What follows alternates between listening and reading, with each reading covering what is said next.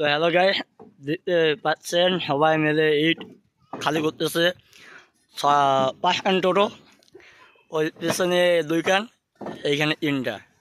এটা হয় দাদা, ওটা হয় ভাই, ওটা হয় দাদা, ওটা হয় মামা। মামা যে আমার খেচ্চর, সেই খেচ্চর, বুঝছেন? মামা যে মামি যাবো তো সবাই মিলি। এইটা হচ্ছে দাদা, এনে যে আরো বই কিনতে, বুঝছেন?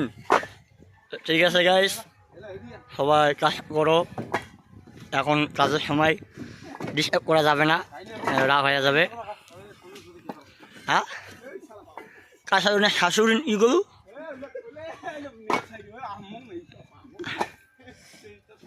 তো টাটা, বাই বাই বাই।